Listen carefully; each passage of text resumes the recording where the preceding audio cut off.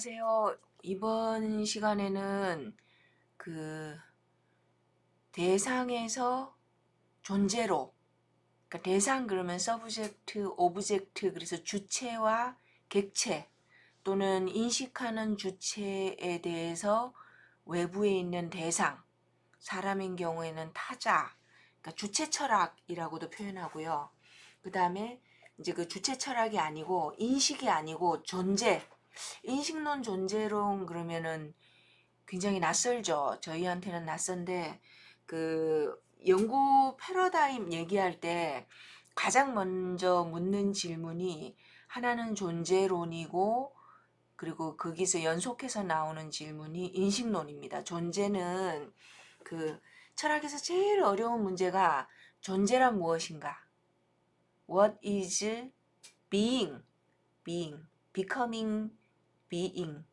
비동사, 동명사 있죠. 그 다음에 무엇이 존재인가? 그 다음에 실제, I입니다. I, reality. reality란 무엇인가? 요런 겁니다. 요런 거. 그래서 이번 시간에는 그 인식, 주체 철학에서 어떻게 존재론으로 넘어오는가? 2500년 역사, 철학사를 통해서 이거를 약간 이렇게 이정우 선생님 같은 철학자는 신족과 거인족의 투쟁이라고 비유합니다. 신족 그러면은 예전에 왜 그리스 신화, 물론 우리 신화가 아니라서 좀 낯설긴 한데요. 신족이라 그러면 신의 나라. 그 아리스토텔레스나 아니면 예전 신화의 세계는 3개로 나뉘어져 있었다라고 제가 여러 번 말씀드렸잖아요. 신의 나라, 그 다음에 인간 세계, 그 다음에 지하 세계 그렇게 나누었고요. 신의 나라, 신족입니다. 신족. 그 다음에 거인족은 저입니다. 저희 인간, 자이언트. 골룸 말고요. 지하에 있는 자이언트 말고. 그래서 신의 데드는 거인 이렇게 허큘리스, 헤라클레스만 해도 신과 인간의 중간이죠. 아버지가 신이고 어머니가 인간이었던 그런 게 아니고 인간이 이제 커서 신에게 데드는 아니면은 신의 질문을 제기하는 뭐 그런 의미에서 신족과 거인족의 투쟁, 신족을 대표하는 철학이 플라톤 철학입니다. 그 다음에 거인족, 인간들이 자기 생각이 생기면서 이제 기존에 그게 아니지 않느냐라고 하는 게 니체 그 신의 죽음, 신 죽음을 얘기한 니체 철학부터 시작된다. 그러면서 현대 철학이 출발점이다. 이렇게도 하는데요. 존재로는 그 철학에서 가장 어려운 물음이기도 합니다. 그래서 신족과 거인족의 투쟁에서 신족 그런 플라톤이니까 플라톤이 이데아를 얘기했죠. 근데 이게 신족이 약간 이렇게 비꼬는 그런 의미도 있습니다. 왜냐하면 살아있는 우리 삶의 세계를 부정하고 죽어야 가는 천국 그리고 지금 그 일상생활에서는 발견 안 되는 이데아는 초월입니다. 초월. 그러니까 맨날 제가 말씀드린 게 이데아의 진짜 진리가 원본이 존재 그 자체가 있고 인간 세계는요. 이데아 세계들의 그림자, 허상, 철학 용어로는 시뮬라크르 이렇게 됩니다. 근데 이제 서구 철학에서 그 이데아의 철학 또는 전통 존재론이라고 하는 신족의 철학이 플라톤부터 쭉 해서 헤겔의 정신현상학까지 내려옵니다.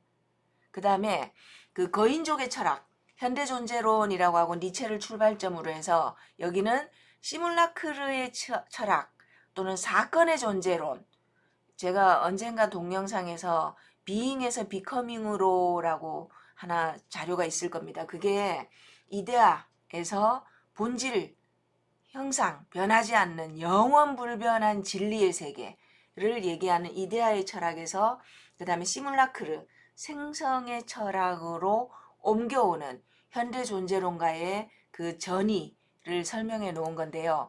저희가 알고 있는 철학사를 보면 여기 보시는 것처럼 처음에는 이제 그 대상에서 존재로 넘어가기 전에 저희가 기억하는 게 주체 철학의 가장 대표적인 게 데카르트의 코기토죠. 나는 생각한다. 따라서 나는 존재한다. 주체 인식입니다. 인식, 우리가 인식하는 거. 인식이 먼저일까요? 존재가 먼저일까요? 그러니까 독일 관념 철학 이렇게 얘기하잖아요. 칸트에서 데카르트에서 칸트, 후설 이렇게 내려오는, 그리고 해겔에서 정점을 찍죠. 내가 생각하는 거, 그게 밖에 있는 존재하는 거다. 내가 밖에 있는 존재하는 거를 알 수 있는 방법은 생각을 통해서, 이성을 통해서, 이성의 빛이라고 표현했습니다. 이성의 빛. 그래서 이제 경험 데이터냐 합리론이냐, 그러면서 이제 칸트가 이거를 통합하죠. 그래서 칸트를 경험론 더하기 통합이다, 합리론의 통합이다. 그래서 칸트가 한 유명한 말, 개념 없는 직관은 맹목적이고 직관 없는 개념은 공허하다. 형상, 생각해서 추상화해는 형상이 없이 데이터만, 경험만 막 있으면 블라인드, 어디로 가는지 모르겠다. 이게 경험론이죠. 그 다음에 직관 없는 개념, 그렇다고 데이터만 막 있고 이론화하지 않은, 개념화하지 않은, 묶어내지 않은 데이터만 있는, 경험 데이터만 있으면, 경험 데이터가 없이 개념만 있으면 텅 비어 있다, 그런 뜻입니다. 그래서 칸트가 두 개를 종합하는 것도 시도를 했고, 그럼에도 불구하고 칸트는 생각하는 주체, 왜냐하면 칸트는 뭐라 그랬냐면 외부에서 지각 데이터, 지각 자료가 들어오면 그거를 12개의 도식으로, 오성의 형식이라고 얘기했죠. 범주, 분량, 성질, 관계, 양상, 그래서 각각의 4개마다 3개씩이니까 12개가 됩니다. 그래서 이거를 뭐라고 정확하게 얘기했냐면, 판단이 오성의 형식으로 지각 데이터를 붙든다고요. 딱 캡처 하면은 구상적 종합 판단이 일어난대요. 구체적으로. 그럼 판단이 일어나면 이거를 나는 생각한다에서, 왜냐하면 여기서 이제 붙드는 거는 나가 주체고요. 그래서 판단이 성립하는 게 이제 인식이 성립하는 거거든요. 그렇게 해서 나는 생각한다 주체 배우로 포섭한다, 이게 무슨 말이냐면, 지각 경험 데이터가 들어오면 오성의 범주로 붙들면 드디어 주어와 수어의 판단이 성립한다는 거거든요. 그래서 내가 주어이고 바깥에서 들어오는 데이터를 오성으로 붙든 거는 수어가 되는 거죠. 그래서 나는 뭐뭐하다, 뭐뭐는 뭐뭐하다, 이런 식으로 붙드는 거. 그래서 칸트가 경험론과 합리론을 종합했음에도 불구하고 여전히 나는 생각한다라는 주체 철학에 붙들려 있는 거죠. 그리고 이제 칸트의 반전은 이 12개의 범주와 판단 형식을 신이 우리 머릿속에 집어넣어 줬다라고 했거든요. 그래서 그 여전히 주체 철학, 이성의 철학, 인식, 내가 인식해야 됩니다. 존재는 알 수 없고, 알 수 없다라고 한 물자체라고도 표현하고, 묻지 말라고도 표현하고, 어쨌거나 인식 주체가 구성한 외부 대상, 이렇게 되는 거죠. 인식이 먼저입니다. 인식이. 그래서 주체 철학이라고 얘기하죠. 훗설도 마찬가지입니다. 제가 뭔가를 대상이나 타자나 김춘수의 꽃 있죠, 꽃. 현상을 보고 그 현상이라는 것 자체가 내 머릿속에 떠오른 이미지라는 뜻입니다. 피나미넌. 그래서 앞에 세운다 그러죠. 내 지각 앞에, 내 인식 앞에 세운 거를 갖고 내가 의미를 만들어낸 게 현상학이거든요. 그러니까 다시 한번 말씀드리면 오늘 주제가 주체 철학에서 내 인식 앞에 세운 대상, 인식을 얘기하다가 니체를 기준점으로 존재로 돌아서게 되는 거예요. 인식을 얘기하다가 존재론으로. 그래서 신족과 거인족의 투쟁이라고 얘기했었죠. 그래서 내가 인식하는 게 전부가 아니고 내가 인식할 수 없는 훨씬 더 큰 영역이 있다라는 게 현대 철학입니다. 그래서 대상에서 존재로, 다른 말로 하면요, 인식론에서 존재론으로 이렇게 패러다임 전환이 일어나는 거죠. 그래서 주체 철학의 이성 중심의 합리주의 철학의 정점이 저희 과학입니다. 과학. 그래서 자연의 수학화라고 철학에서는 얘기하거든요. 그래서 그때는 합리주의, 가장 두드러진 특징은 모든 것을 수학화합니다. 기하학, 왜냐하면 정신 속에 우리 눈앞에 세운다 그랬죠. 표상이라는 말이 독일 말로는 포스텔룽, 그래서 눈앞에 세우다 라는 뜻입니다. 표상하고 3차원 공간을 또는 3차원 도형을 2차원 공간 속에 옮기죠. 그래서 데카르트의 르네 데카르트, 카르트 신의 집안 이런 뜻이고요. 그래서 카티시안 코어디네이트 그러잖아요. XY 좌표계 데카르트가 만들어낸 거죠. 그래서 그게 뭐냐면 원래는 3차원 공간 속에 있는 것을 2차원 평면 속에 추상 공간 속에 옮겨놓고 분석하려고, 그래서 자연의 수학화다라고 얘기합니다. 그래서 모델링하고 옮겨놓고 모든 것을 수학화할 수 있다고 그때 생각했거든요. 그게 과학에서 꽃을 피웁니다. 19세기 과학의 발달, 근대 과학의 발달, 코페르니쿠스 혁명 이후 16세기부터 시작된 과학혁명 이후로, 그래서 보시면 놀라운 수학적 구조들, 선생님들도 익숙하실 거예요. 비누 거품 속에서도 왕관 모양으로 이렇게 튀어오르잖아요. 규칙성이 발견된다. 뭐 피보나치 수열 이런 것도 있고요. 그래서 모든 자연의 현상은 수학으로, 기하학으로 바꿀 수 있다. 정교화할 수 있다. 구조를 찾아낼 수 있다. 그래서 우유방울이 튀는 왕관 모양조차도 수학적 함수로 설명할 수 있다라고 했던 과학의 시대였죠. 그래서 실증주의.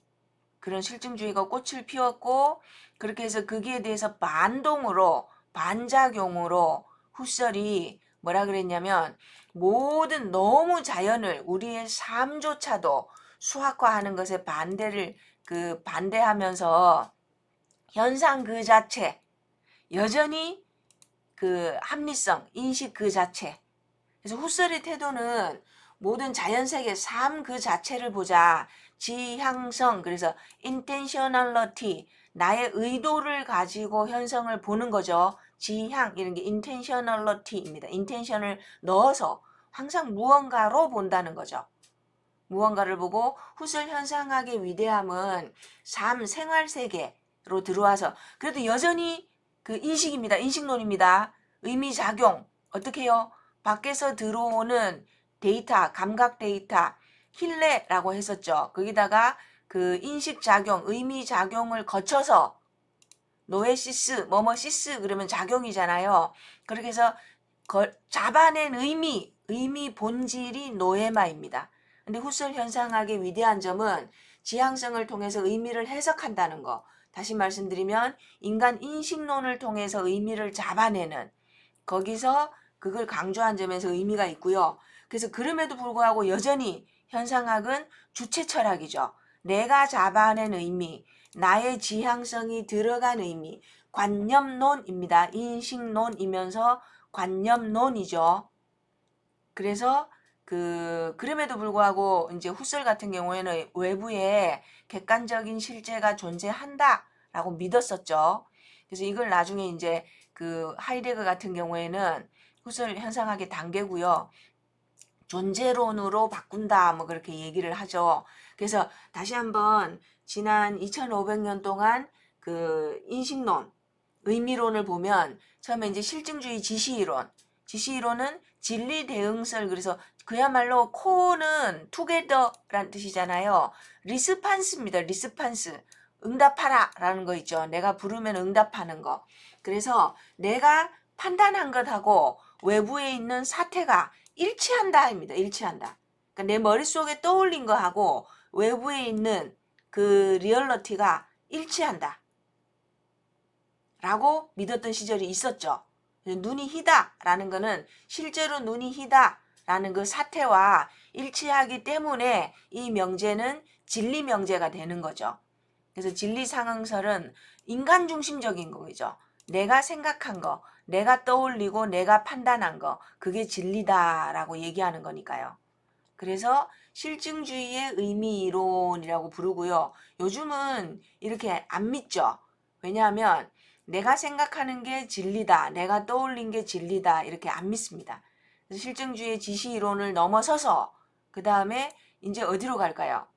이제 신족 거인족 얘기니까 니체가 나와야 되겠죠. 그래서 니체는 뭐라 그랬냐면 왜 너가 떠올린 게 우리가 인식하고 판단한 게 그게 전부라고 생각하느냐.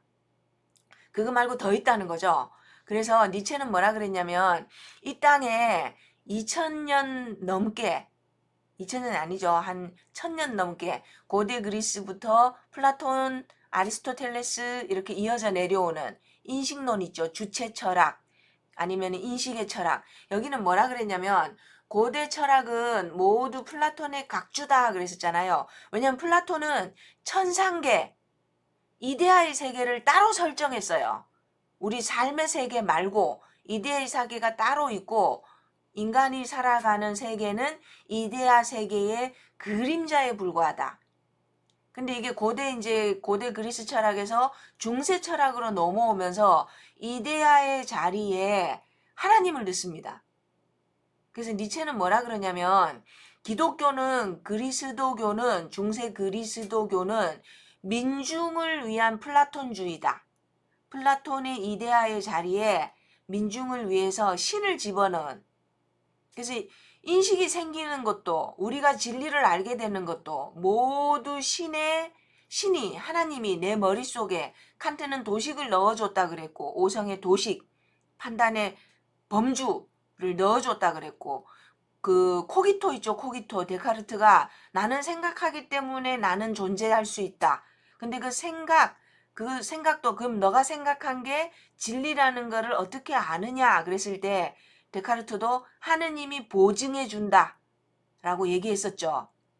그래서 이성의 철학은 신을 아직 죽인 게 아니에요. 하나님이 주신 이성의 빛, 진리의 빛, 그걸로 우리가 인식하고 무언가를 알게 되고 진리에 도달한다라고 했거든요. 근데 니체가 신은 죽었다라고 얘기하죠. 그게 뭐냐면 그 신이 없다고요. 절대자도 없고 이성의 빛도 없고 그러면 어떻게 될까요? 그래서 니체는 굉장히 과격한 말을 합니다. 그 인류가 왜 이 땅에 살면서 저 세상의 진리를 믿으라고 하느냐. 그리스도교 같은 경우에도 죽어서 하나님의 나라에 가서 영생을 얻는 거죠. 영원한 삶, 죽지 않는 삶, 영혼 불멸, 영생을 얻고 이 땅의 세계는요. 착하게 하나님의 나라에 가기 위해서 착실히 그냥 살다가 가는 거죠. 그래서 뭐라 그랬냐면 인류에게는 질병이 있다. 그리고 종기를 도려내야 된다. 그 종기가 뭐냐면 플라톤 철학입니다. 플라톤이라는 종기를 이 질병을 치료해야 된다. 그래서 니체가 뭐라 그랬냐면 이 땅의 사람들에게 저 세상의 진리, 이데아일 수도 있고 하나님의 나라일 수도 있고 저 세상의 진리를 믿으라고 하는 것은 질병이다. 그래서 이제 철학자들이 이런저런 철학자들이 또는 해석학자들이 이 땅의 하나님, 우리와 함께 있는 하나님을 얘기하는 신학도 있고요. 여러 가지가 있었는데 여하튼 니체 전후로 나뉩니다. 인식하는 주체, 우리 인식, 이성의 빛, 하나님이 머릿속에 넣어준 오성의 도식, 범주, 진리의 빛을 믿었었는데 그거 말고 니체는 관점주의, 우리가 보는 거는 우리가 해석한 거다라고 얘기합니다. 니체는 우리가 보는 거는 하나님이 진리의 빛을 넣어준 것도 아니고 모든 것은 해석이다. 그래서 니체는 뭐라 그러냐면 인간이 세계에서 많은 다양한 주장들은 모두 각자의 관점에서 해석의 체계일 뿐이다. 그래서 살아온 세상, 역사 속에서 우리는 해석할 뿐이다. 각자의 관점에서 이렇게 얘기하거든요. 그래서 존재하는 것은 니체는 해석뿐이다 라고 얘기합니다. 니체는 존재하는 것은 여기 있죠. 존재하는 것은 오로지 해석뿐이다. 그리고 각자는 각자의 관점에서 해석할 뿐이고 각자의 관점에서 하나하나의 허상, 해석, 시뮬라크르일 뿐이다 라고 얘기합니다. 그래서 니체의 관점주의를 좀 더 보면 우리가 알 수 있는 것은 언어를 통해서 해석한 것만을 알 수 있을 뿐이다 라고 얘기하면서 우리가 해석하는 것 그 너머에 뭔가 더 있다 라고 얘기하기 시작합니다. 그래서 여기 보시면 우리가 보는 것은 모두 텍스트이고 세계를 그리고 이제 코기토 철학을 없는 거죠. 그래서 코기토 하면서 제가 맨날 이렇게 데리고 다니는 이 그림 있죠. 제가 데리고 다니는 게 아니고 이렇게 한번 보세요. 의미의 세계, 생각의 세계예요. 생각함으로 존재한다 그랬잖아요. 내가 생각하는 세계, 그리고 존재의 세계. 이 동그라미가 이제 정신분석에서는 이렇게 겹쳐지는 부분이 있죠. 요 을룩처럼 들어와 있는. 그래서 왜 이 그림 기억나시죠? 우리가 상징계에서 살아가고 있지만 상징계에는 항상 무의식의 세계, 이 존재의 세계가 도사리고 있다. 그거를 나타냈던 게 여기 보시면 요 그림 있죠. 요 그림에서 요 해골입니다. 해골. 요게 상징계의 번드르르한 의미의 세계죠. 우리가 멋있다, 출세했다라고 하는 이 엠베세더 대사들.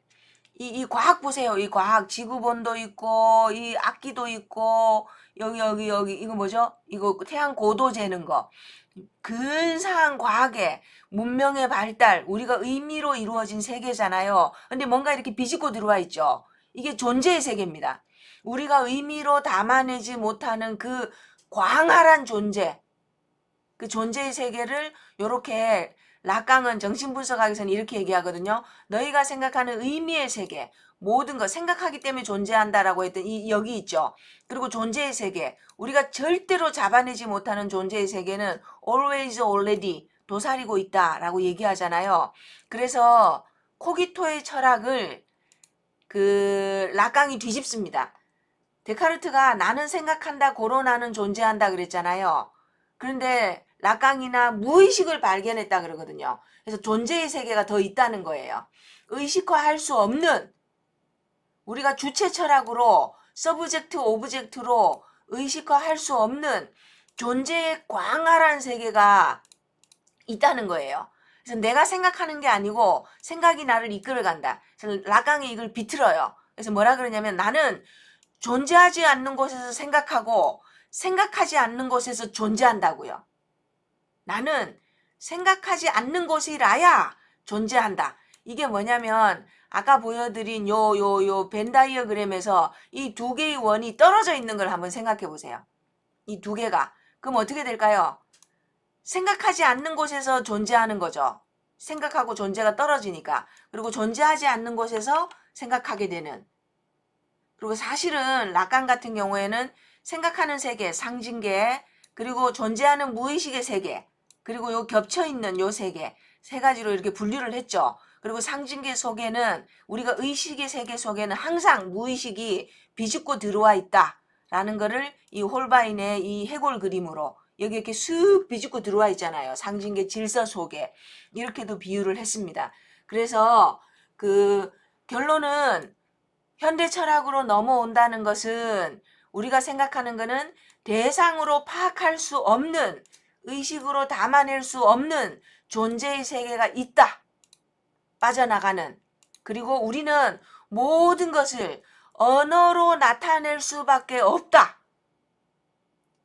언어의 그물망, 체계 속에 나타낼 수밖에 없는 거죠. 그리고 그 언어 속에, 그리고 우리 문화 속에는 무의식이 있다는 거예요. 언어화되지 않는 그 무의식. 그래서 그거를 그 구조, 무의식의 구조라고, 그래서 왜 동서고금을 막론하고 인류 문화는 근친상간의 금지라는 무의식이 있잖아요. 그게 어떻게 해서 만들어졌을까? 인류 무의식의 뿌리는 구조주의는 법칙이에요. 법칙. 구조처럼 무의식의 구조로 모든 인류가 공유하고 있다. 우리 왜 과학에 인과 법칙 할 때 법칙, 로우. 그런 법칙은 유니버셜이죠. 보편다당한 법칙. 그래서 이제 니체가 뭐라 그랬냐면 모든 우리의 무의식은 언어로 이루어져 있고, 그럼 우리는 그걸 어떻게 계승할까요? 제너레이션 바이 제너레이션 물려주죠. 그래서 언어에 대해서도 사람들이 여러 가지를 얘기합니다. 제가 피아제하고 비고츠키하고 두 사람의 가장 큰 차이는 언어에 대한 인식 차이다라고 언젠가 말씀드렸었죠. 정리할게요. 그러면은 인식에서 존재로라고 제목이 붙어 있고요. 그 지금까지는 주체가 우리 주관이 객관을 바라보는 거였죠. 인식한다라는 입장인데 그거를 니체부터 외부에서 존재가 또는 물 자체가 아니면 우리가 뭔지 모르겠지만 밖에 있는 리얼리티가 인식 주관을 들여다보면 그쪽 관점에서 우리를 보면 어떻게 될까? 두 개의 싸움입니다. 이거를 신족이라고 비유했고 이거를 거인족이라고 비유했었죠. 근데 이제 니체 말로는 모든 것이 지금은 인간이 자기 의식대로 근대 과학이 수학화했다는 거예요. 존재를 또는 자연을. 근데 그렇게 하면 안 되고 이게 모든 것이 인식 존재 측면에서 들여다봐야 된다. 그래서 니체가 한 말은 우리가 리얼리티 실제와 만날 수 있는 방법은 언어밖에 없대요. 그러니까 언어 형식을 통해서만 사물과 관계를 맺을 수 있죠. 그리고 그 언어 속에는 우리가 의식화한 태고적 은유다. 그때 왜 그 문장 진술하는 거 은유, 환유 기억나세요? 은유는 바꿔치기고 환유는 주어 이렇게 연결해 나가는 거. 그래서 욕망이 미끄러집니다. 뭐 원숭이부터 태극기까지 가는 거 있었잖아요. 그래서 거기는 모든 것이 인간 중심적인 해석이다. 그래서 이제 인간 니체 이후에 인간 중심적인 은유고 니체는 뭐라 그러냐면 자연과학의 법칙도 환상이라고. 인간이 만들어낸 해석이고 은유다. 이렇게 얘기하면서 존재와 인식을 대립시킵니다. 그러면서 뭐라 그러냐면 나는 생각하기 때문에 존재하는 것이 아니고 나는 생각하지 않는 곳에서 존재하고 존재하지 않는 곳에서 존재를 언어로 대체한 곳에서 내 인식이 언어적 사고가 비로소 존재할 수 있다. 이렇게 얘기하거든요. 그래서 니체 이후에는 지금은 선생님들이 이쪽 관점을 믿고 계세요. 왜냐하면 누구도 내가 밖에 있는 사물과 내가 떠올린 게 진리처럼 일치할 거라고 생각 안 하잖아요. 우리 의식은 모두 무의식의 지배를 받죠. 다시 말씀드리면 본능입니다. 프로이트는 이걸 뭐라 그랬냐면 성적 충동에 따라서 인간 의식이 지배를 받는다라고 얘기했고요. 마르크스는요. 육체, 물질적 조건에 따라서 상부구조, 우리 의식이 지배를 받고 있다라고 얘기했거든요. 그래서 이것도 처음에 니체에서 출발한 겁니다. 니체는 우리가 몸을 가진 존재이기 때문에 우리 몸에 의해서 의식이 구속을 받는다 라고 얘기하거든요. 그래서 한번 고민해 보세요. 주체 철학일까? 인식이 먼저일까? 아니면 존재가 먼저일까? 존재를 여기 보시는 것처럼 존재를 언어로 의식화한 걸까? 이게 전부라고 생각했었잖아요. 신족, 이데아, 하나님이 주신 이성의 빛, 진리의 빛. 그러다가 이 존재 측면을 알게 된 거죠. 그래서 조금 더 고민해 보시기 바랍니다.